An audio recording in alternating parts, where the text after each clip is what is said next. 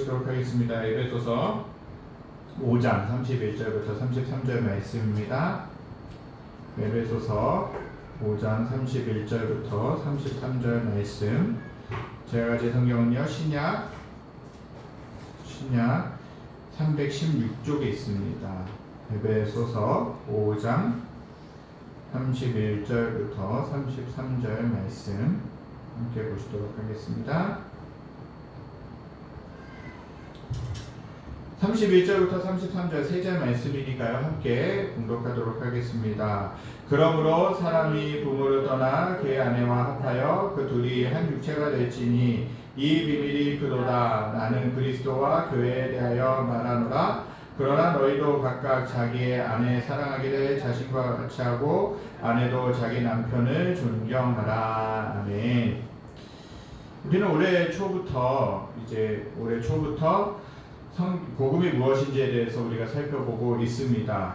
또 복음으로 어떻게 살아야 될 것인지에 대해서 우리가 계속해서 점검하며 살펴보고 있는데, 제가 중간중간에 절기 설교와 여러 다른 내용을 가지고 말씀을 나누기도 했지만 대부분의 말씀들은 복음의 견고한 그리스도인이라는 큰 주제를 가지고 말씀을 나누었습니다. 이제 앞으로 조금 더 몇 주 정도 더 이 주제에 대해서 나누려고 합니다. 그래서 첫 번째로는요, 오직 유일한 복음에 대해서 나누었습니다. 그러면 복습을 해볼까요? 복음은 무엇입니까? 복음은 로마서 1장 2절부터 4절에 언급하고 있는 것처럼 예수 그리스도라고 하는 것이에요. 또한 복음은 고린도전서 15장 3절 4절에 말씀하고 있는 것처럼 성경대로 그리스도께서 우리 죄를 위하여 죽으시고 장사 지낸 바 되었다가 장례 치른 바 되셨다가 성경대로 사흘 만에 3일 만에 다시 살아나셨다라는 것이에요. 그것이 복음이라는 것이죠. 다시 말하면 복음은 성경대로 하나님의 아들이신 그리스도께서 세상에 오셔서 나를 위해 완전한 삶을 사시고 나를 위해 십자가에서 하나님의 진노를 담당하시고 죽으시고 부활하셨다라는 것이에요. 그것이 복음이라는 사실입니다.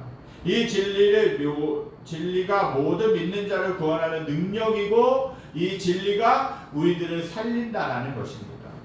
이 복음은 죄인을 의롭게 하는 복음이라는 것이에요.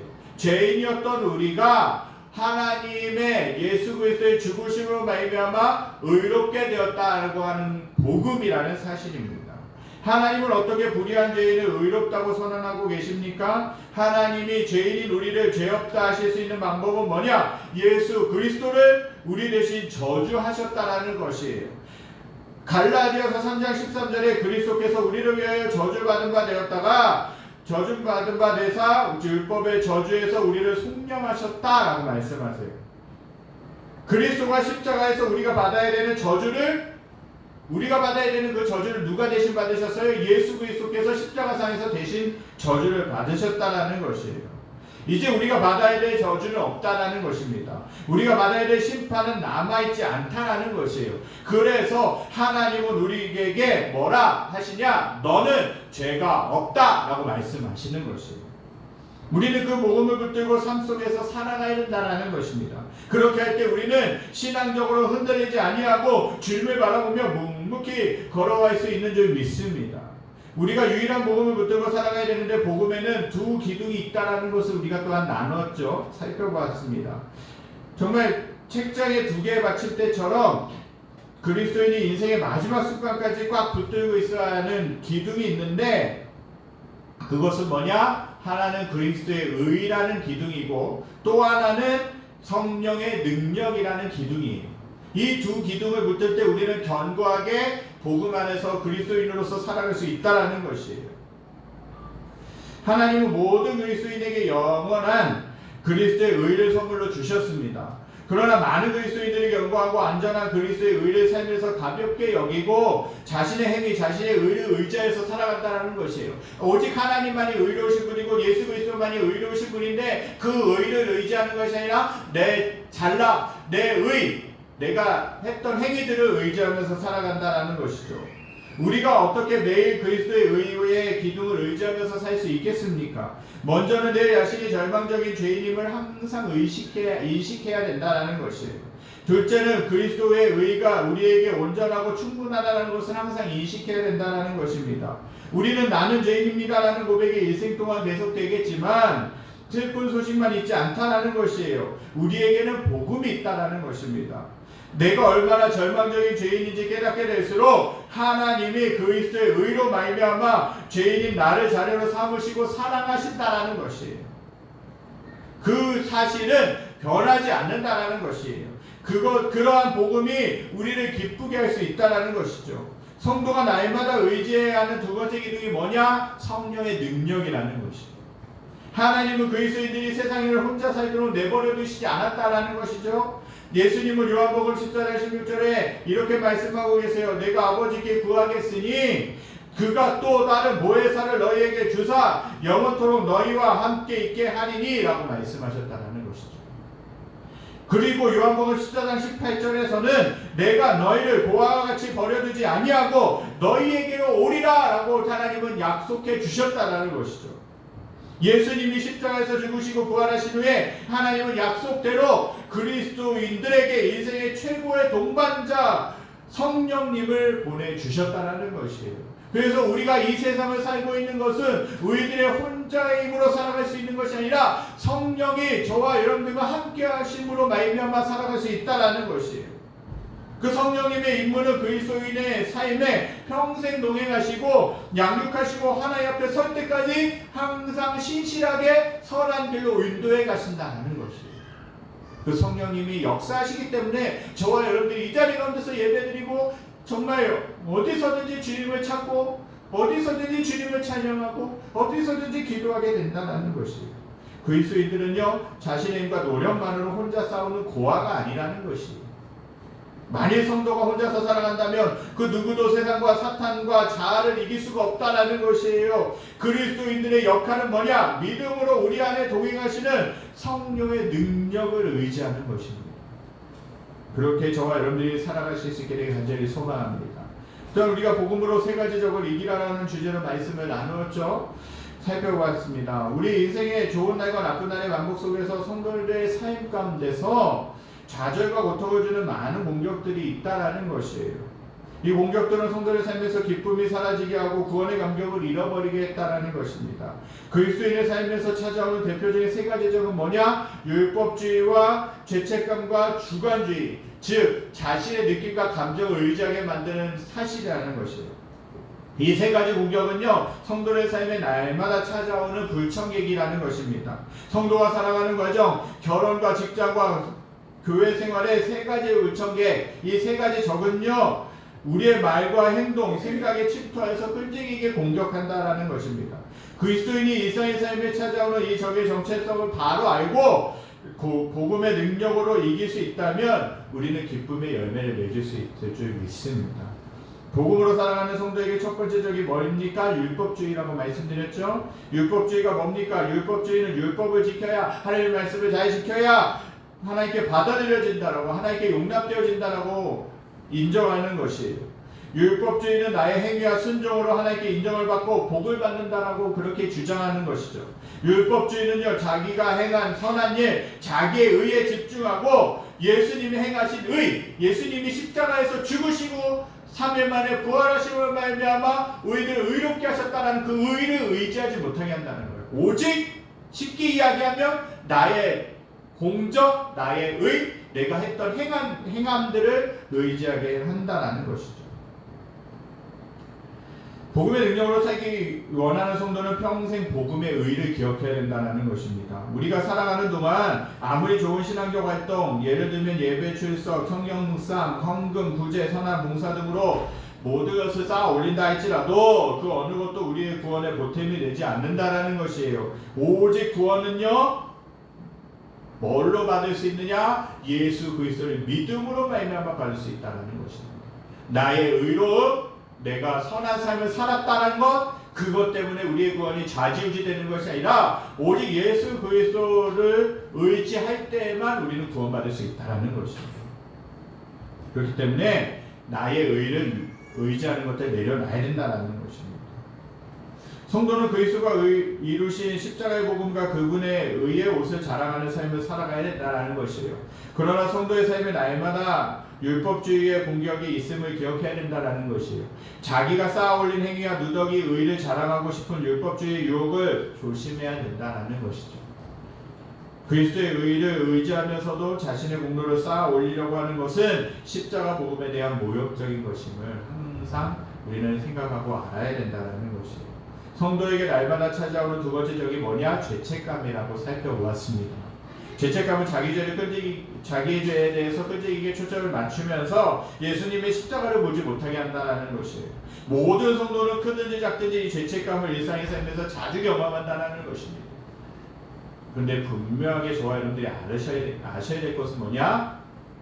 예수 그리스도께서 십자가에 달려 돌아가심으로 말미암아 모든 죄를 사하여 주셨다는 것이에요. 우리가 때로는 예수를 믿는 사람이라고 하면서도 때로는 죄악 가운데 넘어질 때가 있어요. 많이 있죠. 그때마다 회개하면서 그 주님의 의를, 즉 십자가의 사건을 기억해야 된다는 것이에요. 그렇게 할 때 주님이 용서해 주신다는 것이죠. 죄책감이 들게 되면 아무것도 못하게 만들어요.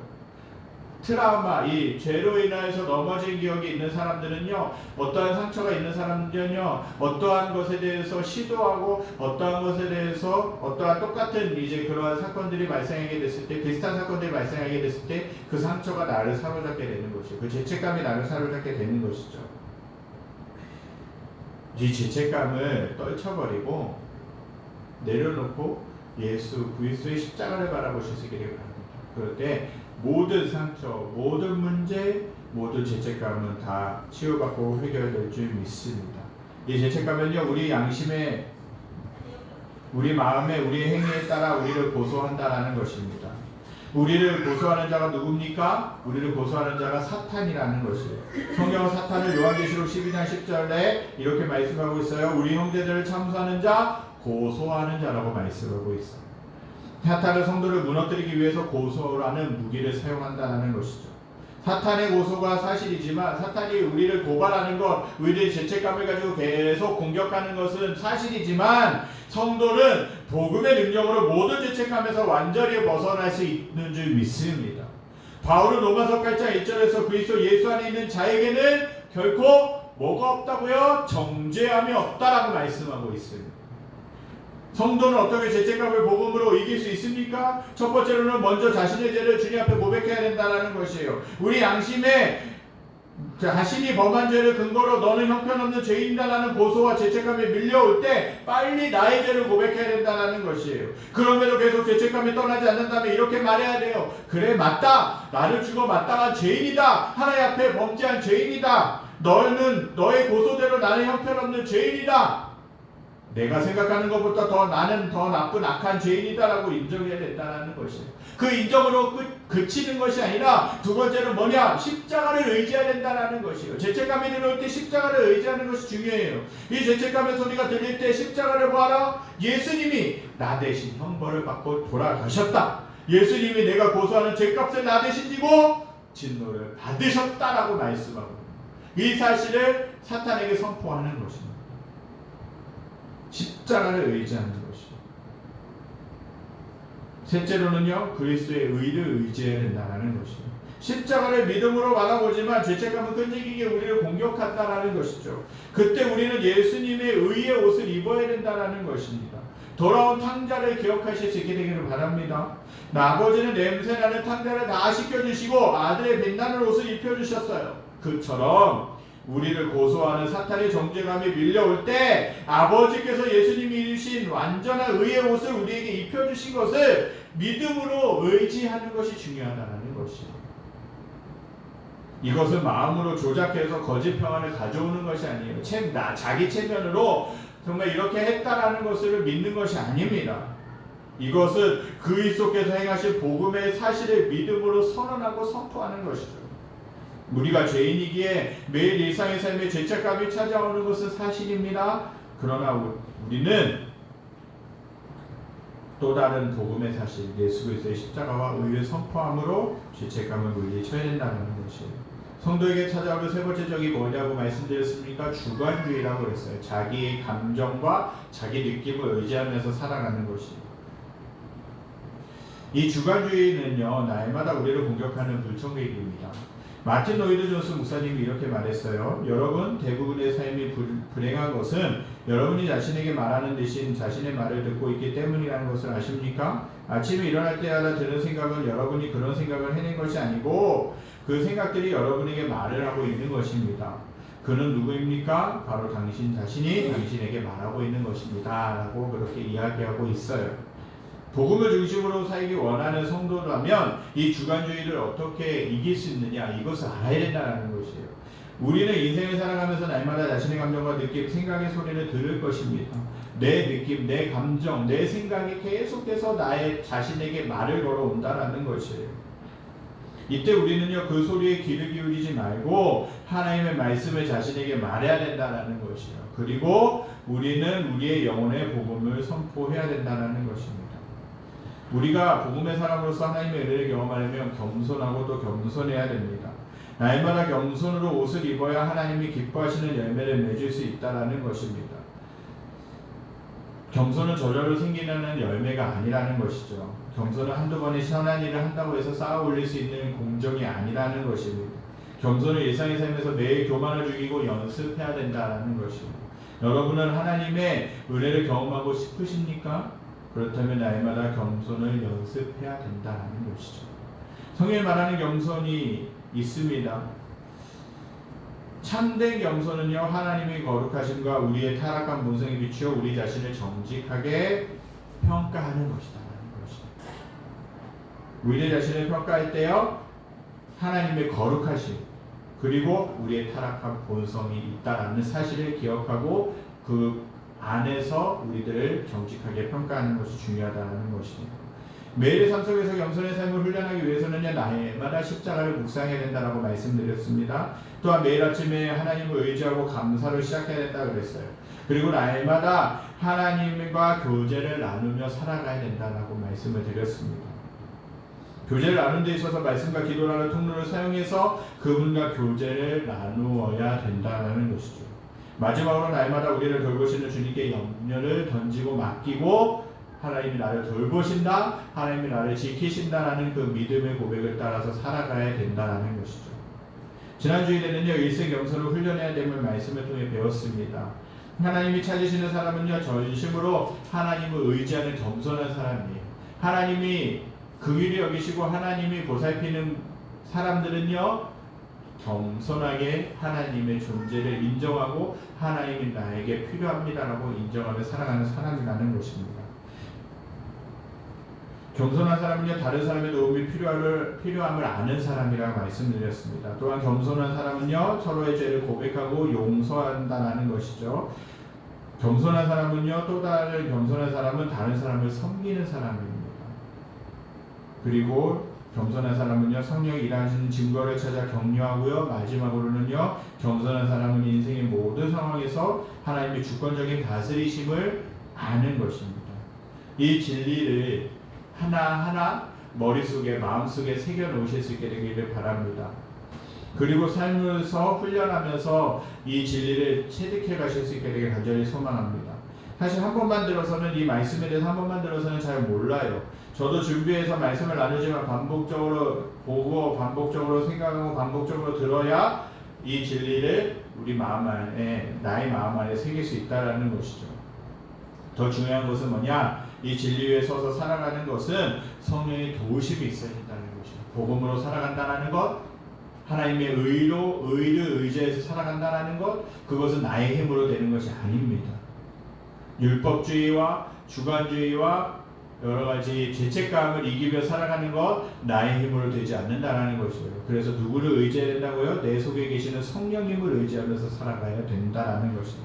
저와 여러분들이 이런 모습으로 살아가실 수 있게 되길 바랍니다. 오늘은요, 성경이 말하는 남성과 여성의 사역이 무엇인지에 대해서 잠시 살펴보며 은혜 받기를 원합니다. 오늘날 정말 많은 위기들이 있죠. 많은 위기들이 있고 많은 어려움들이 있습니다.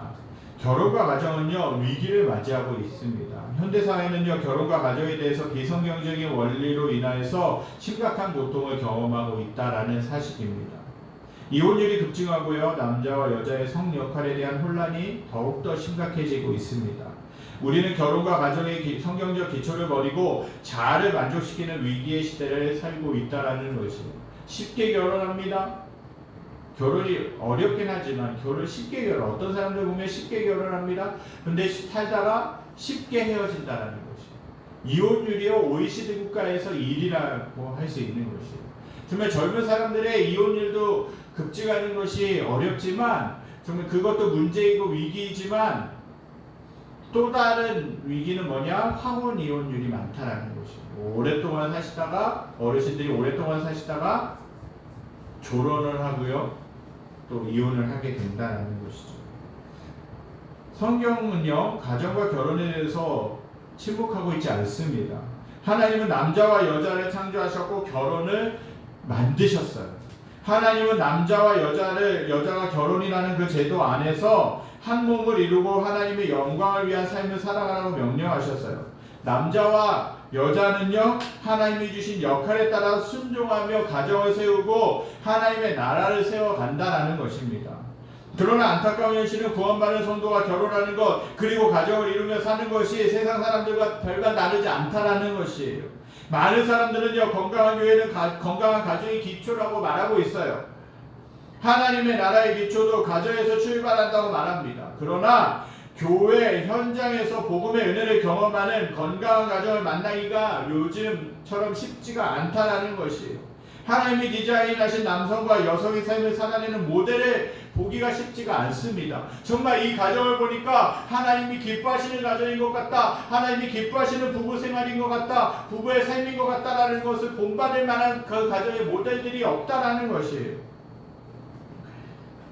이것은 한국교회의 역사성과도 연관이 있습니다. 한국교회 130년의 역사 속에서 성경적인 가정의 모델을 찾기가 좀처럼 어려워요. 정말 일제강점기와 전쟁의 시기를 지나며 혹독한 핍박과 가난 속에서 신앙과 교회를 지키는 것이 중요했습니다. 폐허가 된 도시를 건설하는 산업화 시대에 남자들은 분주했고 가정을 하나님의 말씀으로 제대로 돌보지 못했다라는 것이에요. 오늘날 성도들의 가정은요 상대주의와 포스트 모더니즘과 성역할 혼란의 문화적 공격 앞에서 흔들리고 있다라는 것이 위기를 경험하고 있어요. 사회는 경제적으로 성장했고 교회는 대형화되었지만 성경의 원리로 열매 맺지 못하는 가정은 신음소리가 끊이지 않고 있다라는 것입니다. 건강한 교회는 건강한 가정의 기초다라는 구호를 외치지만 하나님이 세워주신 원리를 따라 가정과 결혼을 세우지 못했기 때문에 교회는 위기의 현장이기도 하다는 것이에요. 교회는 성경이 말하는 남자와 여자의 삶을 계속적으로 가르치고 건강한 가정과 결혼의 모델을 세워가야 된다는 것입니다. 단지 몇 가지 방법론으로 가정을 바꿀 수는 없다는 것이에요. 하나님의 말씀으로 가정을 어떻게 세워가야 되는지 알아야 된다는 것입니다. 하나님의 말씀을 붙잡아야 된다는 것입니다. 단지 가정의 만족을 추구하는 것이 아니라 구원받은 성도의 가정에 그리스도가 주인이 되어 주셔야 된다는 사실입니다. 급하게 서두르지 않고 하나님이 말씀하신 남자와 여자의 삶을 살아가야 된다는 것입니다. 복음의 능력을 경험하는 남자와 여자의 삶을 통하여서 건강한 가정이 세워지고 건강한 그 가정들이 모여서 복음 위에 세워진 건강한 교회를 이룬다는 것이에요. 부부관계가 건강해야 부부관계가 좋아야 또한 그 자녀도 잘 자라갈 수 있다는 사실입니다. 이 교회가 이렇게 건강한 가정들이 많이 있는 그 교회가 건강한 교회가 될 수 있고 또한 세상의 빛이 되어서 하나님의 주인된 가정이 무엇인지 하나님이 다스리신 나라 공동체가 무엇인지를 나타낼 수 있다는 것입니다. 창조주 하나님이요 사람을 창조하시고 아담과 하와를 한 몸으로 세우셔서 가정을 이루게 하셨다는 것이죠. 가정과 결혼은 인간이 만든 제도가 아니라 하나님이 세우신 제도라는 것이에요. 결혼은 인간이 만든 것이 아니기 때문에 인간의 마음에 따라 변할 수도 있는 풍습이 아니라는 것이죠. 결혼은 하나님의 영광을 나타내기 위해서 하나님이 만드신 제도라는 것입니다. 그러나 오늘날 세상과 사탄은 하나님의 창조의 목적에 대항해서 하나님이 세우신 가정과 결혼이라는 제도를 흔들면서 가정의 위기를 자초하고 있다는 것이죠. 교회는 하나님이 세우신 가정과 결혼을 가르쳐야 된다는 것이에요. 어떠한 가정이 건강한 가정인가? 정말 어떠한 결혼과 어떠한 남녀의 역할들이 정말 하나님이 원하시는 삶인가를 가르쳐야 된다는 것이에요. 성도는 하나님이 자기 아들의 피로 구원하신 한 남자와 여자로서 가정에서 살아간다는 것이죠. 가정의 주인은 그 구원하신 그리스도이시고 그분이 통치하신다는 것입니다. 성도는 구원자이시고 인생을 통치하시는 그리스도와의 관계 안에서 성경이 말하는 남자와 여자로 살아서 하나님의 나라를 이루어 간다는 것이죠. 가정이 건강한 교회와 하나님의 나라의 기초라면 하나님이 말씀하신 원래대로 남자와 여자로 살아가는 것이 참으로 중요하다는 것입니다. 성도님들은 성경이 말하는 남자와 여자의 삶이 무엇인지 알고 계십니까? 이것을 알지 못하면 우리는 하나님이 만드신 남자와 여자의 모습으로 그분의 뜻에 합당한 삶을 시작할 수 없다라는 것이에요. 존 파이퍼 목사님이 계신데 이 목사님이 이렇게 얘기했어요. 성숙한 남성은요, 여성을 인도하고 공급하며 보호하려는 호의적인 책임의식이 있다. 성숙한 여성은 존경할 만한 남성에게서 나오는 힘과 지도력을 지지하고 받아들이며 길러주려는 성향이 있다라고 그렇게 말씀하고 있어요. 오늘 우리는 성경이 말하는 남자와 여자는 무엇인지, 가정에서 남편과 아내의 역할이 무엇인지를 살펴보면서 이 원리에 따라서 우리 가정과 결혼을 어떻게 세울 수 있을 것인가에 대해서 오늘과 다음 주일에 배우기 원합니다. 첫째로는요, 하나님이 창조하신 남자와 여자가 누구냐는 것이에요. 남자와 여자는 하나님의 형상대로 지어진 동등한 존재라는 것이에요. 창세기 1장 27절에 하나님이 자기 형상 곧 하나님의 형상대로 사람을 창조하시되 누구와 누구를 창조하셨어요? 남자와 여자를 창조하시고 라는 말씀이 기록되어 있어요. 하나님의 형상대로 남자와 여자를 창조하셨다는 의미는 뭡니까? 남자와 여자는 가치와 존엄성에 있어서 동등하고 평등하다는 것이에요.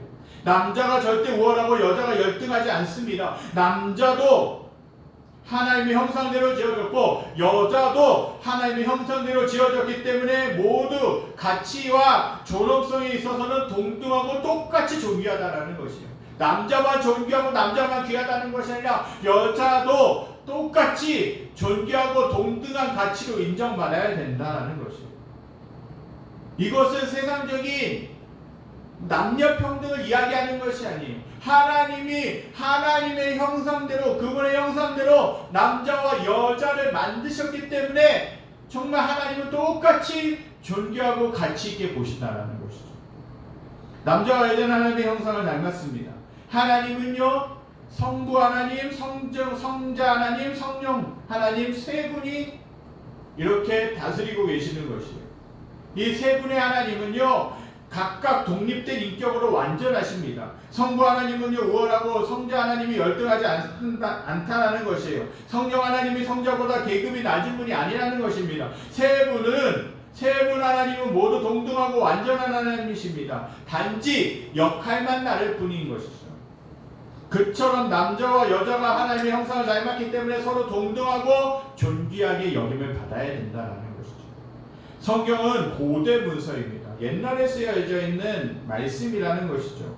창세기는 약 3,500여 년에 모세가 기록한 문서인데, 성경인데, 성경 하나님께서 남자와 여자를 동등한 가치로 지으셨다라고 말씀하고 계신다는 것이죠. 역사적으로 수천 년 동안 남성이 우월하고 여성의 인권은 열등했지만 성경적인 세계관은 모든 사람은 하나님의 형상으로 지어진 자이기 때문에 동등한 가치이고 평등하다라고 그렇게 말씀에서는 가르치고 있다라는 것이에요. 그 사람이 남자이든 여자이든 흑인이든 백인이든 어떤 직업을 가졌든 상관없이 하나님의 형상대로 지어졌기 때문에 존귀하고 동등한 존재라는 사실을 말씀하고 있는 것이죠. 그런데 하나님이 이렇게 존귀하게 남자와 여자를 그분의 형상대로 만드셨는데 똑같이 존귀하고 똑같이 존중받아야 되고 존귀하게 여겨받아야 되고 똑같이 높여받아야 되지만 역할에 있어서는 남성과 여성의 차이가 있다는 것이죠. 남자와 여자가 하나님의 형상을 닮았다는 의미는 세 분 하나님이 완전한 하나님으로 동등하지만 역할이 다른 것처럼 남자와 여자도 동등한 존재이지만 역할이 다르다는 것이에요. 이것에 대해 웨인 무르뎀이라고 하는 목사님이 이렇게 말합니다. 창조 사역을 보면 성부께서 일을 시작하시고 말씀하셨지만 창조의 역사는 아들을 통해서 이루어졌고 성령의 지속적인 임재로 유지되었다. 구속 사역에서도 성부는 성자 예수님을 이 세상에 보내셨고 성자는 이 땅에 오셔서 성부께 순종하여서 우리의 죄값을 지불하기 위해 죽으셨다. 성자께서 즉 예수님께서 승천하신 후에는 교회를 세우고 능력을 주시기 위해 성령이 오셨다. 성부께서 우리를 위해 죽으신 것도 아니고 성령께서 그렇게 하신 것도 아니다. 삼위 하나님은 각자의 독특한 역할을 가지고 있다라는 것입니다. 성부 하나님, 성자 예수님, 성령님은 동등한 인격체이고 동등한 존재이시지만 각자의 역할이 달랐다라는 것입니다. 마찬가지예요. 남자와 여자도 존엄성에 있어서는 동등하지만 각자의 역할이 다르다는 것이죠. 남편은 가정의 질서에서 아내의 머리가 되고 책임자의 권위를 가질 수 있다는 것이죠. 아내는 남편과 동등하지만 역할면에서 남자를 돕는 배필이라고 말씀하고 있어요. 아내는 돕는 자라고 남자보다 열등하거나 종속되어 있다는 의미가 아닙니다. 성경에서 하나님은 우리를 돕는 자라고 말씀하세요. 하나님이 돕는 자이시기 때문에 우리보다 열등한 분이거나 우리에게 종속되시지 않는다는 것이에요. 부모가 연약한 자녀를 돕는다고 해서 부모가 자녀보다 열등하지 않다는 것이에요. 여성이 남편을 돕는 자라고 해서 여자가 여성이 남편보다 남자보다 열등한 존재가 아니라는 것이에요. 여성과 남성은 동등하고 존귀한 존재이면서 역할 면에서는 서로 다르다는 것이죠. 남자는 가정의 인도자이고 하나님의 영광을 위해 섬기면서 여자는 하나님의 나라를 함께 섬기는 동역자, 돕는 자의 역할로 하나님을 섬겨야 된다는 것이죠. 하나님이 지으신 남자와 여자의 디자인을 알기에 우리는 문화가 말하는 남성 우월주의와 여성 평등주의를 지지하지 않는다는 것이죠. 남성의 지배 아래 여성을 학대하고 폭력적인 남성 우월주의는요 성경적인 가치가 아니라는 것입니다. 또한 남자와 여자의 역할의 차이를 가볍게 여기고 무조건 평등하다고 주장하는 여성 평등주의도 찬성하지 않는다는 것입니다. 우리는 성경이 말하는 남성과 여성은 하나님의 형상대로 지어진 존귀하고 동등한 존재이고 각자의 역할이 다르다는 것을 성경의 원리로 믿는다는 것입니다. 하나님은 남자와 여자를 동등하게 하나님의 형상대로 창조하셨습니다. 다만 하나님은 남자와 여자가 할 일을 하나님은 구별해 주셨다는 거죠. 어떤 남성의 역할이 무엇인지 여성의 역할이 무엇인지를 우리는 알아야 된다는 것입니다. 그러면서 남자와 여자를 짝지어 주셨다는 것이죠. 즉 결혼이라는 제도를 만드셨다는 것이죠. 또한 가정이라는 공동체를 이루어서 살게 하셨어요. 반복적인 말씀이지만 하나님은 그 공동체를 거룩하게 여기셨다라고 말씀할 수 있습니다. 하나님은 남자와 여자를 지으실 때 동등한 존재를 지으셨습니다. 어떤 성을 더 우월하고 다른 성이 상대적으로 낮은 존재로 지으신 것이 아니라 하나님은 동등하게 우리들을 지으셨다는 것입니다. 그래서 존귀함을 받아야 마땅한 사람이에요. 가치를 인정받아야 마땅한 존재들이라는 것입니다. 그래서 하나님은 서로가 서로를 존중하며 서로가 서로를 위해서 살기를 원하신다는 것입니다.